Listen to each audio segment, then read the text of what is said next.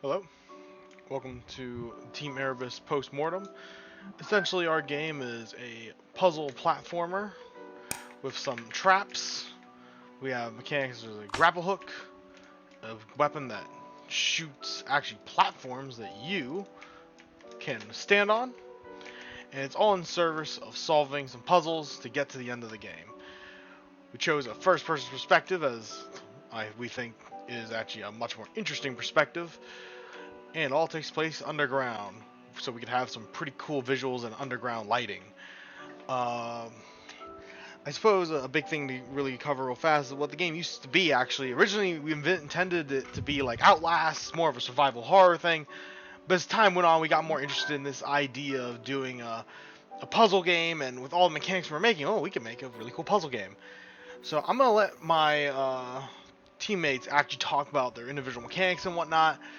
Ultimately, I was a level designer. I built this level and one more, and I think we did a pretty good job of creating some neat visuals and some great mechanics. So one thing I think I learned the most about while doing this project is lighting, the static, the movable, the ambient occlusion, the radius on how far it was, and how much that affected frames per second in the performance of the computer. Originally, we had this voxel mode instead of this landscape, which allowed us to create tunnels and caves much easier. But it made our lighting in our levels super bright. It was just lit up the whole time. We couldn't figure out why. Now this is what our levels look like. As you can see, our lighting is a lot better. Um, Things that I'm proud of in this level, one is this slide mechanic. If you hit the crouch button when you're on an incline, it gets the relative location for the ground underneath you, and it compares that to a relative location of the ground underneath you on a flat plane whenever everything is just zero. And if it is higher or lower, it pushes you down. So as you can see here, it will push me down all the way until I get to crouch, and then it stops me. Um, and it will work if I'm going upwards too. So just press it and it just pushes me down. The other one that I'm super proud of is this grapple gun.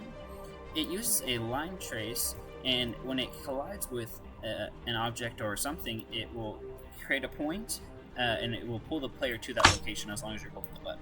One of the cool features in our game is the laser puzzle system. It is very customizable for what you need in each level. This is one of the first ones you come across, and it is a basic logic puzzle. You have 5 lasers on the wall. It tells you what the statements are. These statements are interchangeable. There's and, or, if, XOR, and NOR. We don't show all of them off right here.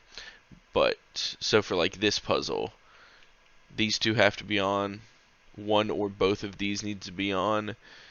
Only one of these can be on, and both of these need to be on. So for that, if you block this middle one, the portal comes on. But if you walk out, the portal shuts off again. So you have to stack cubes in order to keep the puzzle blocked. But that is not the only laser puzzle we have. In this area, we have a laser puzzle that is based on rotation. And you have 4 lasers pointing at the wall. You press buttons to either rotate the lasers or raise or lower the lasers. And you have to do that to hit all 4 points on the wall. But going over to the next room, and we run into a slightly different puzzle. This again is a logic based one like the first room, but instead of having having boxes block the lasers, we have a button that cycles through to raise and lower one laser. So you only ever have 3 lasers pointing up. With this one, we need, I believe it's these 2 are the only ones active. So those 2 have to be active, but you still have to use blocks to block this third one in order to get the portal to turn on. There is another laser puzzle that is used further in the game that uses a sliding mechanic where you have to press the button to get it to stop when you need it. but all of these laser puzzles use the same base templates but can be customized for what you're looking for in that area. Alright.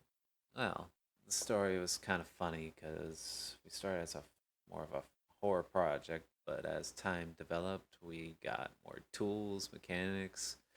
It evolved more into an action platformer, and that was a drastic jump, to say the least. But it was amusing, and the only thing that really stood the test of time from the original concept were the mushrooms. We always had this idea of be underground, bioluminescent mushrooms to light the way, and it turned out quite nice at the very end of the game. So you got all these pretty little mushrooms in this dark cave, and that is just probably my favorite thing. It's just out of everything that decided to stick around, it was just mushrooms. And now we have them everywhere, and they're so pretty. It's great. All right. Some skills that I learned throughout this process is UI, um, making materials and landscapes, applying that to everything that we do, and making it work for the game flow, and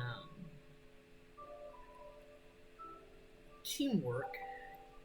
I have not worked on a team very much, so this was a challenge for me. Um, so learning to deal with multiple different personalities was hard. But all in all, I think the project came out pretty good.